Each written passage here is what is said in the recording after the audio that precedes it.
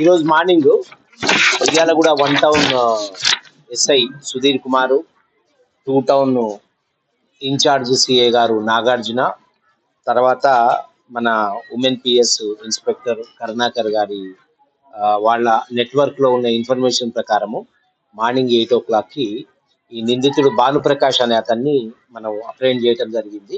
ఈ భానుప్రకాష్ గత 2 సంవత్సరాలుగా ఈ కోదాడలో పాలిటెక్నిక్ చదివేటప్పుడు అతనికైన కొన్ని పరిచయాలతోటి భద్రాచలం అవతల కుంట, అక్కడి నుంచి ఇంకో 80 కిలోమీటర్స్ దూరంలో వేరే గ్రామాల నుంచి గంజాయి తీసుకొని వచ్చి పర్టికులర్ గా ఈ హైదరాబాద్ లోని పటాన్ చెరువు దగ్గర ఉన్న గీతం యూనివర్సిటీ, తర్వాత ఇబ్రహీంపట్నంలో ఉన్న సిద్ధార్థ కాలేజీకి సంబంధించిన విద్యార్థులకు అమ్ముతూ బాగా డబ్బులు సంపాదించడం నేర్చుకున్నాడు ఇతను.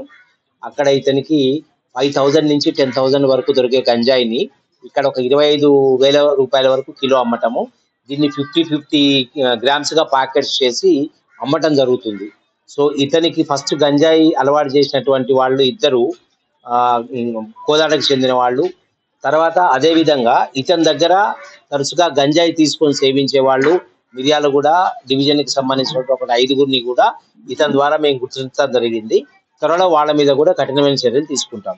సో ఇతని దగ్గర ఈ రోజు మీరు చూస్తున్నట్టుగా ఒక 1300 గ్రాములు, కిలో 300 గ్రాముల డ్రై గాంజా, ఒక 2,000 రూపీస్ క్యాష్, ఒక సెల్ ఫోను ఇతని దగ్గర సీజ్ చేయడం జరిగింది.